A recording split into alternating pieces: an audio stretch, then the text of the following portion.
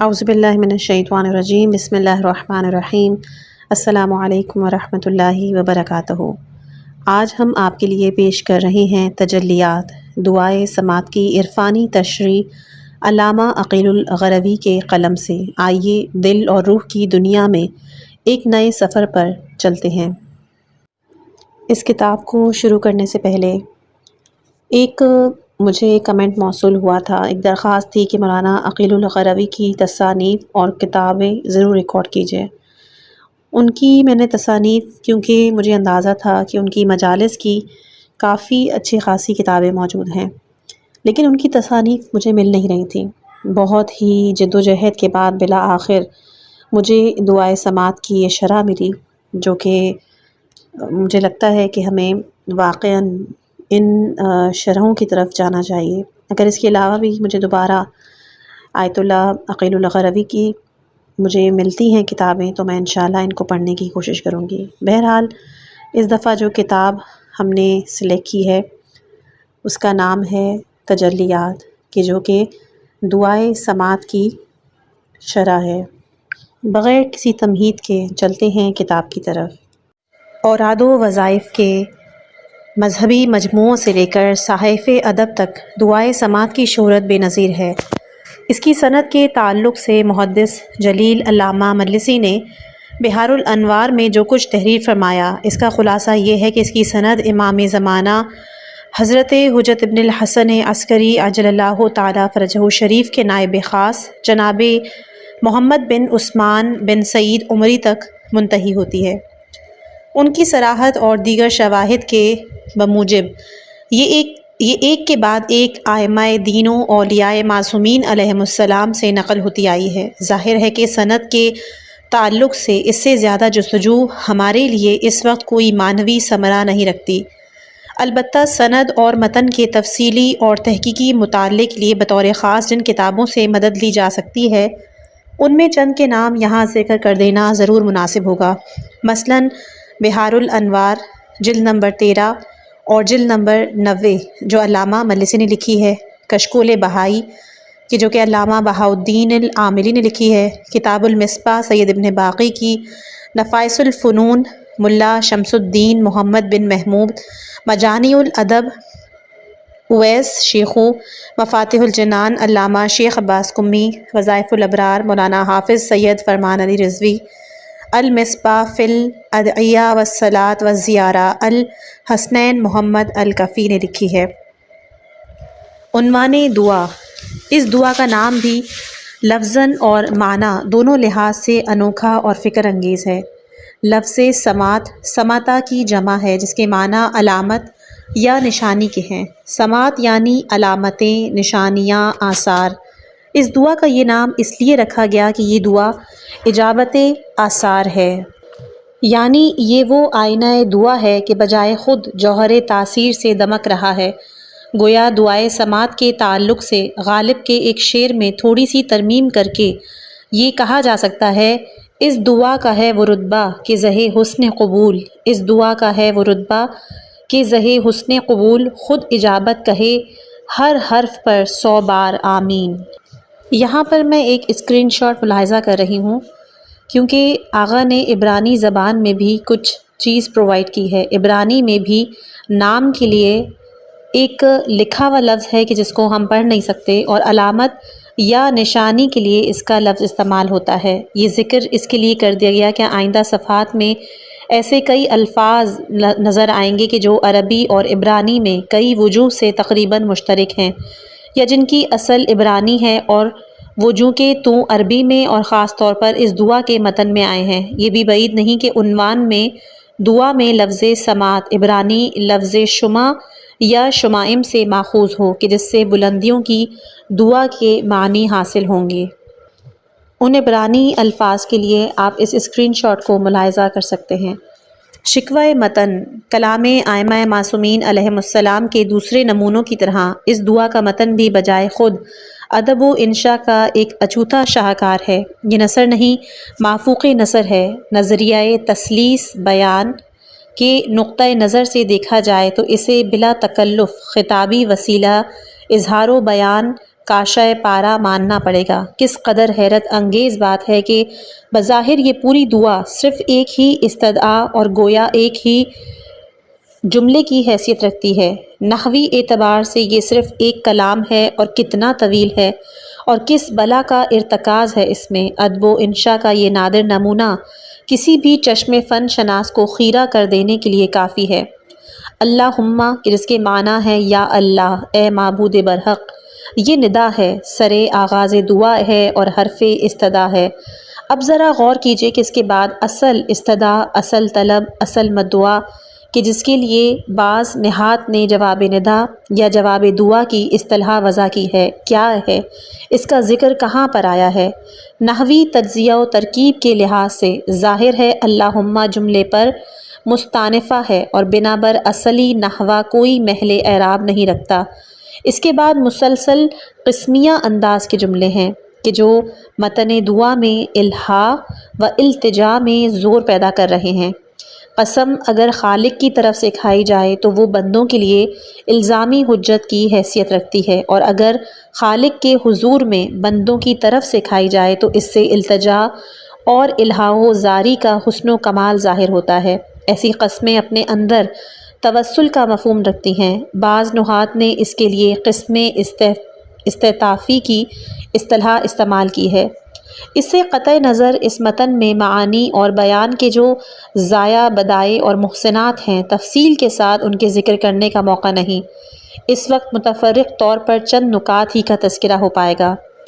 درسی تقاضے کی تکمیل کی خاطر سب سے پہلے اس متن میں آنے والے بعض خاص الفاظ اور تراکیب پر نظر ڈال لینا مناسب ہوگا۔ یہ دعا عالم ایجاد و تکوین اور عالم عمران و تشریع دونوں عوالم کے اہم ترین حوالوں کی جامع ہے۔ اس کے ابتدائی حصے میں عالم ایجاد و تکوین کے حوالے ہیں اور آخر کے حصے میں عالم عمران و تشریع کے۔ پہلے حصے میں کوئی ایسا غریب لفظ نظر نہیں آیا کہ جس پر اس مختصر تشریح میں علیحدہ بحث کی جائے، اگرچہ اس حصے میں بعض مطالب بہت زیادہ بحث طلب ہیں۔ ان پر ہم ذرا بعد میں گفتگو کریں گے۔ یہ حصہ اللہم انی اسألک سے شروع ہو کر وجعلت رویتہا لجمیع الناس مرین واحدہ پر ختم ہوتا ہے۔ اس کے دوسرے حصے میں ضرور بعض الفاظ اور بعض تراکیب اور بعض اسماء علیحدہ تشریح کے مستحق ہیں، مثلاً احساس الکروبین، غمائم النور، تابوت الشہادہ اور رقبۃ الرمان یا رقبۃ الزمان وغیرہ۔ ایسے تمام الفاظ اور تراکیب کہ جو اس حصے کو پڑھنے سے پہلے سمجھ لینے ضروری ہیں، ہماری نظر میں یہ 14 کلمات ہیں۔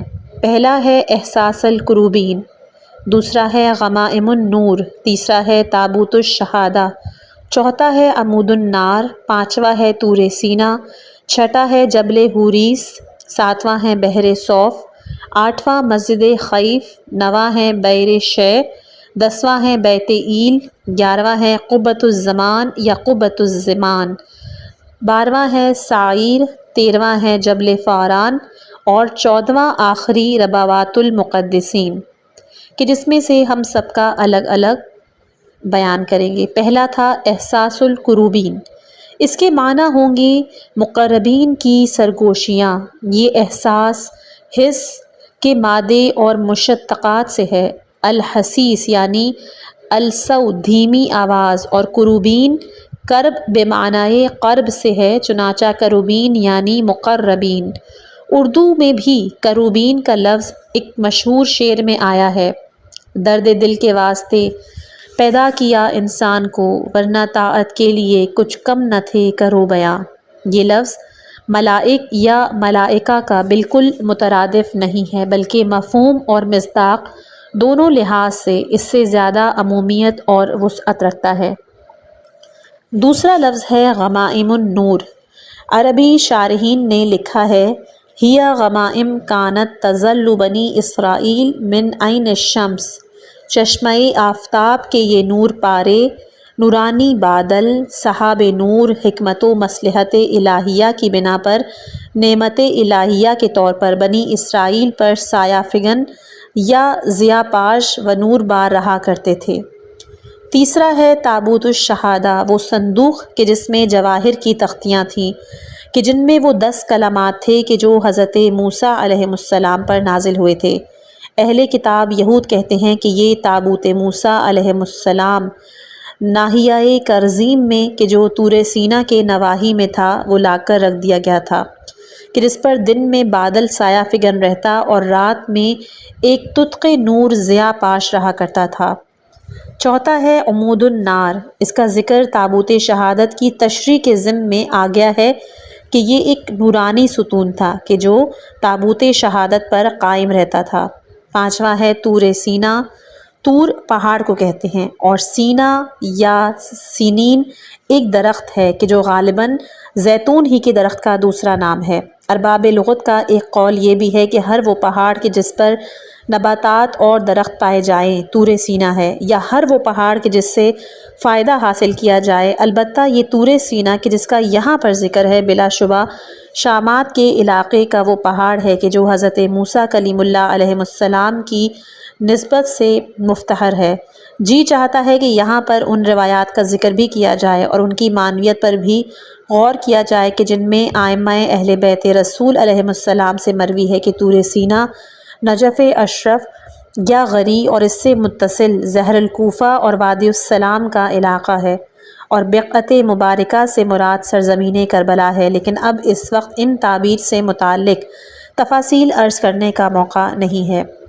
چھٹا لفظ تھا جبل حوریس، یہ مدین کے علاقے کا وہ پہاڑ ہے کہ جس پر سب سے پہلے حضرت موسیٰ علیہ السلام سے خطاب ہوا۔ ساتواں ہے بحر صوف، علامہ کفعمی نے لکھا ہے اس کے لفظی معنی بہت گہرے سمندر کے ہیں۔ بحر بعید القیر عبرانی میں یم صوف کہتے ہیں، یم یعنی بحر اور صوف یعنی گہرا، یعنی گہرا بحر۔ یہاں مراد بحر قلزم ہے کہ جو بحر الہند کا ایک شعبہ ہے، جبکہ حقیقت یہ ہے کہ عبرانی میں یم بحر کو کہتے ہیں، لیکن گہرے یا عمیق کے لیے عبرانی میں عموق کا لفظ استعمال ہوتا ہے، اور صوف نرسل یا نرکل کو کہتے ہیں۔ چنانچہ یم صوف یعنی سی آف دا ریڈس کا تراتی ترجمہ ہے کہ جو تاریخی جغرافیائی لحاظ سے بحر احمر کے شمالی مغربی حصے کا نام ہے۔ اس کا ذکر اس لیے آیا ہے کہ یہ بحر جناب موسیٰ کی گزرگاہ بن گیا تھا اور فرعون کے لیے قتل گاہ، اور یہ عظیم الشان واقعہ پروردگار عالم کی عظیم حکمت و قدرت کا انتہائی حیرت انگیز اظہار تھا کہ جو تجلی طور سے کسی طرح نہ کم تھا، تاہم اگر حضرت خاتمی النبیین صلی اللہ علیہ وآلہ وسلم کے معجزہ شق القمر کو نگاہ غور سے دیکھا جائے تو وہ اس سے بھی برتر معجزہ نظر آئے گا۔ اس بارے میں بعض عرفائے ابرار نے فرمایا ہے کہ ہمارے نبی کریم صلی اللہ علیہ وآلہ وسلم کا معجزہ شق القمر حضرت موسیٰ علیہ السلام کے معجزہ فلق بحر یا شق بحر سے زیادہ بڑا معجزہ اس لیے ہے کہ سمندر کو شق کر دینے میں قوت اعجاز کا اظہار صرف سطح زمین تک ہی محدود رہتا ہے، جبکہ شق القمر کے واقعے میں آسمانوں تک قوت اعجاز کا اظہار ہوتا ہے۔ آٹھواں لفظ ہے مسجد الخیف، یہ حرم الہی شہر مکہ سے باہر امتحان گاہ حضرت ابراہیم خلیل اللہ علیہ السلام اور قربان گاہ حضرت اسماعیل ذبیح اللہ علیہ السلام یعنی منی کے میدان میں پہاڑ کے دامن میں ایک انتہائی مقدس اور متبرک مسجد ہے، جس کے لیے اسلامی روایات میں مشہور ہے کہ 70 یا اس سے بھی زائد انبیاؤں نے اس مقام پہ نماز پڑھی، اور حضرت ختمی مرتبت صلی اللہ علیہ وآلہ وسلم اور آپ کے وسیع برحق حضرت امیر المومنین علی علیہ السلام اس مسجد میں بے حد انہماک سے نماز ادا فرمایا کرتے تھے۔ دعائے سماعت میں جس طرح اس کا حوالہ آیا ہے، اس سے معلوم ہوتا ہے کہ اس مقام پر خلیل حق جناب ابراہیم علیہ السلام پہ خاص تجلی ربانی ہوئی تھی۔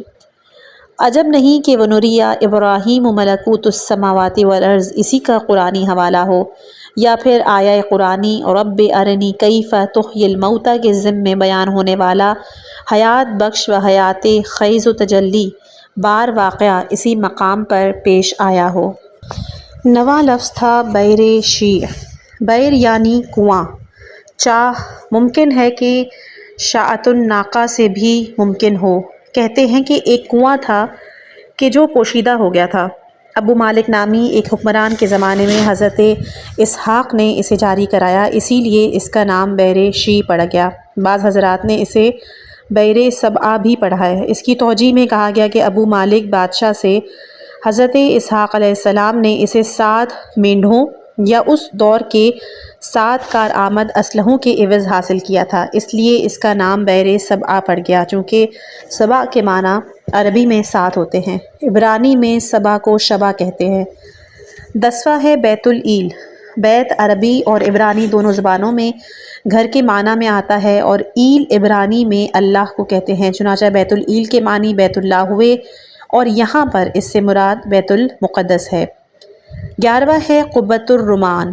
لفظی ترجمہ ہوگا انار کا گنبد، لیکن اس کی حقیقت یہ ہے کہ بنی اسرائیل کے کسی معبد کا گنبد تھا کہ جس میں انہوں نے سونے کا انار آویزاں کر رکھا تھا، جس طرح ہمارے ملک میں مندروں کے دروازوں پر اور ان کے وسط میں گھنٹیاں آویزاں رہتی ہیں، بس اسی مناسبت سے اسے قبۃ الرمان کہتے ہیں۔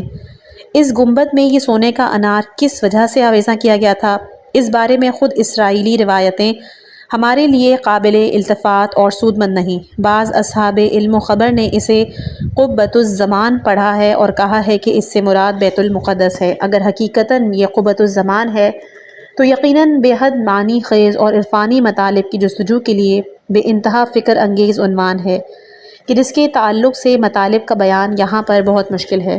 یہ بھی ممکن ہے کہ غمائم نور یعنی نورانی بادلوں اور عمود النار یعنی ستون آتش یا ستون نور کی طرح حضرت باری تعالیٰ کی طرف سے جناب موسیٰ علیہ السلام کو ایک خصوصی نشانی کے طور پر عطا کیا گیا ہو، جو ہمیشہ ان کے ساتھ ساتھ رہا کرتا تھا، جس طرح دنیاوی بادشاہوں کا تخت رواں ہوا کرتا تھا۔ 12واں ہے سعیر۔ کہا گیا ہے کہ جبل حوریس اور طور سینا کی طرح یہ بھی ایک پہاڑ کا نام ہے جس کا دوسرا نام جبل الشراب بھی ہے، اور اس کو جناب عیسیٰ علیہ السلام سے ویسی ہی خصوصیت ہے جیسی کہ جبل رحمت کو آن حضرت صلی اللہ علیہ وآلہ وسلم سے ہے۔ اور یہ بھی کہا گیا ہے کہ یہ ایک گنبد تھا کہ جو حضرت موسیٰ کے ساتھ ساتھ رہتا تھا، جیسے کسی بادشاہ کا تخت رواں اس کے ہمراہ رہتا تھا، لیکن یہ آخری تعبیر سعیر کے بجائے قبۃ الزمان کے لیے ہی زیادہ مناسب معلوم ہوتی ہے۔ 13ویں ہے جبل فاران۔ یہ مکہ مکرمہ کے قریب مشہور اور متبرک پہاڑ ہے جس پر حضرت ختمی مرتبت صلی اللہ علیہ وآلہ وسلم رب کریم سے دعا و مناجات فرمایا کرتے تھے۔ 14واں اور آخری ہے ربوات المقدسین۔ ربوات ربوت کی جمع ہے کہ جو مٹی یا ریت کے ٹیلوں کو کہتے ہیں، یا پھر چھوٹی پہاڑی کے نیچے نیچے چوٹیوں کو بھی ربوات کہہ دیتے ہیں۔ یہاں پر مراد جبل سینا کے وہ نشیب و فراز ہیں کہ جن کے درمیان حضرت موسیٰ پر تجلیات الہیہ کا سلسلہ رہا۔ ان الفاظ و اسما کی یہ بہت سطحی اور صرف لفظی تعریف و توضیح ہے، ان کی باطنی اور تعویلی تشریحات اور تعبیرات اور توریت و انجیل کے قابل اعتماد اور لائق اعتنا لغات اور تفاسیر کی روشنی میں ان کے بارے میں مزید تفصیلات پیش کرنے کا یہاں موقع نہیں ہے۔ فراز معنی۔ متن کے مشکل الفاظ کی تشریح کے بعد اس کے بعض اہم مضامین اور مضمرات کی طرف وضاحتی اشارے بھی ضروری ہیں۔ پہلے عرض کیا گیا کہ اس دعا کے 2 حصے ہیں۔ پہلے حصے میں عالم ایجاد و تکوین کے حوالے ہیں۔ اس میں حقیقتاً کونیاتی اور طبیعیاتی حقائق کا موجز نگارانہ بیان ہے۔ مثلاً سب سے پہلے آسمان کے بند دروازے، ان کا کھلنا، زمین کے تنگنائیں اور ان کی کشادگی، اس جہان مرئی و مشہود، اس جہان ظاہری اور خاکنائے دہر اور اس کے دامن میں بکھرے اور سمٹے ہوئے تمام مکانی اور مکانیاتی، زمانی اور زمانیاتی جزیات اور ان کی تہوں میں آسودہ خاک اور نگاہ چالاک حقائق کا حضور حق سبحانہ و تعالیٰ میں شکر گزارانہ، ثنا گسترانہ اور عاجزانہ بیان ہے۔ ساتھ ہی ساتھ ارباب فکر و تعقل کے لیے ان حقائق و مظاہر کے بارے میں تفکر اور تعمق کی غیر معمولی دعوت بھی ہے۔ دوسرا، وب جلالک وجہک الکریم، یہ جلال یہ جلال و قہار ریت الہیہ کے حوالے سے اس ذرے ذرے لمحے لمحے بکھر بکھر کے نابود ہوتے رہنے کی خاصیت اور خصوصیت رکھنے والے زمانیات کے عالم کی آغوش دہر میں سمٹ کر سجدہ ریزی کی حیرت انگیز کیفیت کی لفظی عکاسی بھی ہے اور توجیہ بھی ہے۔ تیسرا ہے وَبِقُوَّتِكَ الَّتِي بِهَا تَمْسُكُ السَّمَاءَ إِن تَزُولَا، یہ کونیاتی اور طبیعیاتی قوتیں یعنی کہ یونیورسل فورسز کے حقیقی افاضے کی نقاب کشائی ہے۔ چوتھا ہے وَبِمَشِيَّتِكَ الَّتِي دَانَ لَهَا عَالَمُونَ، یہ دوام مشیت اور استمرار ارادہ الہیہ اور بقائے اختیار الہی کی بات ہے کہ ید اللہ مغلولہ کا قائل حرف باطل کا قائل ہے۔ حقیقت یہی ہے کہ بل یداہ مبسوطتان۔ پانچواں ہے وَبِحِکْمَتِكَ الَّتِي صَنَعْتَ بِهَا الْعَجَائِبَ وَخَلَقْتَ بِهَا الظُّلُمَ، واقعاً کون کبھی یہ سوچنے کی زحمت کر سکتا ہے، اس عالم طبیعات کے گہرے اسرار و رموز کو جاننے والے علماء سائنسدان بھی یہ بھلا کب سوچ سکتے ہیں کہ یہ سایہ، یہ ظلمت، یہ اندھیرا کہاں سے آ گیا، کس حکمت اور کس حسن صنعت سے پیدا ہو گیا، کس قدر خنکی اور راحت کا سامان مہیا کر گیا، جبکہ ضمیر کائنات میں نور و نار، تنویر و تابش، حرکت و حرکات اور التہاب و سوزش کے سوا کچھ بھی نہیں ہے۔ چھٹا ہے وَجَعَلْتَ رُؤْيَتَهَا لِجَمِيعِ النَّاسِ مَرْءً وَاحِدًا، اس فقرے کا مفہوم بعض حضرات نے یہ لیا ہے کہ تو نے اپنے اس شاہکار کی نمائش اور دیکھنے دکھانے کے معاملے میں سب کے لیے ایک جیسا برتاؤ رکھا، جو چاہے جب چاہے اپنی آنکھیں سینکتا رہے۔ اس ناچیز کا خیال ہے کہ اس فقرے سے مراد یہ ہے کہ معبود کیسی تہدار، کیسی آسمان در آسمان، فلک در فلک، افق در افق، طبق اندر طبق یہ کائنات خلق فرمائی، کیا حسن انتظام کے ساتھ تمام اجرام و اجسام، ثوابت و سیارہ، کواکب و نجوم کو منتظم کیا، سجایا، اس عالم ہستی میں کتنی اور کیسی کیسی دنیائیں آباد کر ڈالی، لیکن دیکھنے میں یہ عام لوگوں کے لیے جیسے بس ایک ہی جہان ہے۔ عام لوگ تو زمان و مکان کا بس ایک ہی اور انتہائی سادہ سا شعور رکھتے ہیں، اور یہ بھی تیری حسن کاری اور حسن تلطف کی ایک ادا ہے۔ اس حصے کے بعد اس ہی دعا کا ایک جلیل القدر عظیم الشان دوسرا حصہ شروع ہوتا ہے کہ جس میں بیشتر عالم عمران و تشریح کے حوالے ہیں، اگرچہ اس میں بھی درمیان میں بعض کلمات طبیعیاتی حوالے کے آئے ہیں، لیکن انہیں مجازی اور استعاراتی اور علامتی معانی پر محمول کرنا زیادہ مناسب ہوگا، اس لیے وہ بنیادی طور پر عمرانیاتی اور تشریعاتی حقائق اور آثار کا مصورانہ بیان ہے۔ اس حصے میں بیشتر اولو العزم انبیاء علیہم السلام پر رب کریم کے خصوصی الطاف و انعامات و عطیات کا ایمان افروز، یقین خیز اور حکیمانہ بیان ہے۔ بجائے خود اس حصے کو مزید کئی ٹکڑوں میں بانٹ کر علیحدہ علیحدہ شرح اور تفسیر، توجیہ و تعویل بیان کرنے کی بہت گنجائش ہے۔ اس ضمن میں جن مقامات و منازل کا ذکر آیا ہے، جن کے بارے میں شروع میں کچھ وضاحتیں پیش کی گئیں، ان مقامات کی اہمیت یہ ہے کہ وہ بندوں پر پروردگار کی خاص اور بڑی بڑی عنایتوں کی اور پروردگار پر بندوں کے زبردست ایمان اور غیر متزلزل یقین کی نشانیاں ہیں۔ جیسے دنیاوی بادشاہوں کی بادشاہتیں مٹ جاتی ہیں، لیکن ان کے کچھ آثار سامان عبرت بن کر باقی رہ جاتے ہیں، جن سے ان کے مورخین ان کے وجود اور ان کے کارناموں کی تصدیق کرتے ہیں، اور انہیں آثار سے زمانے کی مختلف فنا پذیر تہذیبوں کی تاریخیں مرتب کرتے ہیں۔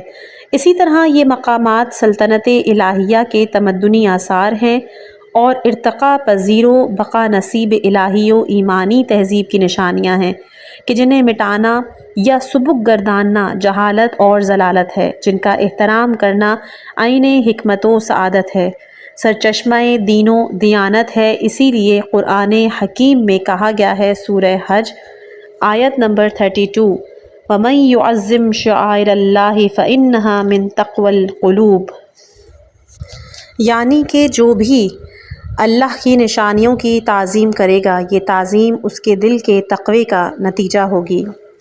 دعائے سماعت پر ایک بار اور نظر ڈالیے، دیکھیے کہ اس کی تاثیر کے بارے میں کہا گیا ہے کہ مہمات میں فتح، دشمنوں کی شکست، کسی بھی امر مہم، کسی بھی درپیش مسئلے کے حل کے لیے پر اثر ہے، سریع الاجابہ ہے۔ لیکن اس کے متن میں شروع سے آخر تک نہ صراحتاً کہیں بھی کوئی طلب فتح اور ظفر کی ہے اور نہ ہی کوئی بد دعا دشمنوں کے لیے، اور بھی کسی جزئی، شخصی یا وقتی مسئلے کے لیے کوئی عرض و التماس نہیں۔ شروع سے آخر تک صرف رب کریم کے الطاف و عنایات بے پایاں کا شکر گزارانہ اور ثنا گسترانہ ذکر ہے، اور آخر میں حضرت ختمی مرتبت صلی اللہ علیہ وآلہ وسلم پر درود کی استدعا ہے، اور بس۔ یہ ہے بلندی دست دعا۔ حقیقت یہ ہے کہ رب کریم کی حمد اور اس کے پیغمبر کی نعمت اور ذکر و درود بجائے خود الطاف ربوبیت کے لیے ایک تحریک ہے۔ اس کے روبرو حاضر ہو جانا ہی پناہ ہے۔ حقیقی دعا کی یہی شان ہے۔ غور کیجئے تو حضرت ختمی مرتبت صلی اللہ علیہ وآلہ وسلم پر صلوات ہی اس عظیم الشان دعا اور اس پرشکوہ متن میں جان سخن یا در مقصود کی حیثیت رکھتی ہے۔ اس سے اس دعا کے استناد، اس کی عظمت اور اس کی تاثیر کا راز منکشف ہوتا ہے، اس لیے کہ صلوات وہ ذکر اور وہ عمل ہے کہ جس میں رب کریم نے خود کو اپنے بندوں کا شریک کار قرار دیا ہے۔ اس کی فرضیت کو قرآن مجید میں انتہائی مؤثر پیرائے میں بیان کیا ہے۔ یہ ارشاد ربانی بھلا کسے یاد نہیں ہوگا؟ سورہ احزاب آیت نمبر 56، ان اللہ وملائکتہ یصلون علی النبی یا ایھا الذین آمنوا صلوا علیہ وسلموا تسلیما۔ بے شک اللہ اور اس کے ملائکہ رسول پہ صلوات بھیجتے ہیں، تو اے صاحبان ایمان تم بھی ان پر صلوات بھیجتے رہو اور سلام کرتے رہو۔ حق یہ ہے، آیہ کریمہ کے آخری جو فقرے ہیں وسلموا تسلیما، اس کا مشہور ترجمہ یہ ہے کہ ان پر ایسا سلام بھیجو کہ جو سلام بھیجنے کا حق ہے، لیکن میں نے جو ترجمہ کیا ہے اور ان کے سامنے اس طرح سر تسلیم خم کرو کہ جو تسلیم و اطاعت کا حق ہے، یہ ترجمہ ایک حدیث کی روشنی میں کیا ہے، اور قرآن مجید کی ایک اور آیت بھی اس ترجمے اور حدیث کی تائید میں موجود ہے۔ سورہ مبارکہ نساء کی 65ویں آیت میں ارشاد ربی ہوتا ہے، ہرگز ان کا ایمان پورا نہیں ہوگا جب تک کہ وہ اپنے درمیان کے تمام اختلافات میں آپ کو حکم قرار نہ دیں، اور جو کچھ آپ فیصلہ کریں یہ اس سے اپنے دلوں میں تنگی بھی محسوس نہ کریں، اور اس طرح سر تسلیم خم کریں جس سے اطاعت و تسلیم کا حق ادا ہو جائے۔ بہرحال صلوات ذکر ہے اور تسلیم عمل، آیت دونوں پہلوؤں کی جامع ہیں، اور اس وقت ہمیں ذکر صلوات یا دعائے درود کی اہمیت اور تاثیر سے بحث ہے۔ سورہ احزاب کی آیہ صلوات و تسلیم اس بارے میں بہت روشن ہے۔ اب ذرا نہج البلاغہ کے ایک فقرہ بھی ملاحظہ فرما لیجئے۔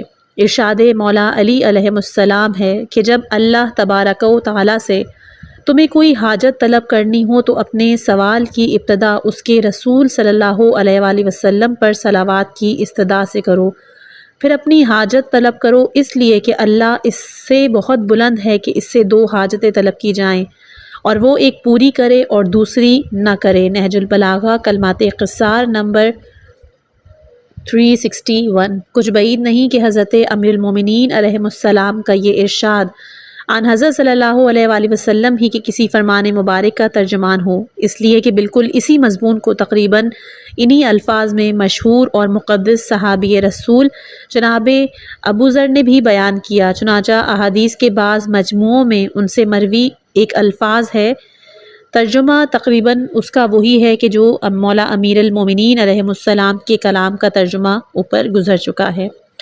یہ بھی بعید نہیں کہ جناب ابو ذر معذرت یہ جناب ابو درداء ہیں۔ جناب ابو درداء نے حضرت امیر المومنین علیہ السلام کے ارشاد مبارک سے استفادہ کیا ہو۔ بعض مجموعوں میں یہی قول ابو سلیمان الدرانی سے بھی روایت کیا ہے، مگر اساتذہ حدیث نے اس روایت کو کوئی اہمیت نہیں دی۔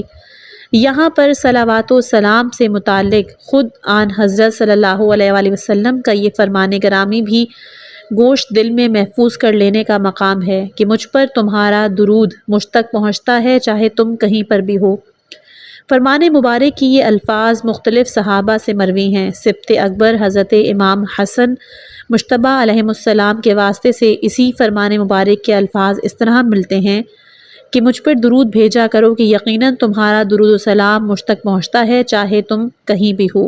اور حضرت امیر المومنین علیہ السلام سے ایک روایت ان الفاظ میں بھی اسی فرمان کی شاہد بنتی ہے کہ آن حضرت صلی اللہ علیہ وآلہ وسلم نے فرمایا، مجھ پر سلام کیا کرو کہ یقیناً تمہارا سلام مجھ تک پہنچتا ہے چاہے تم کہیں پر بھی ہو۔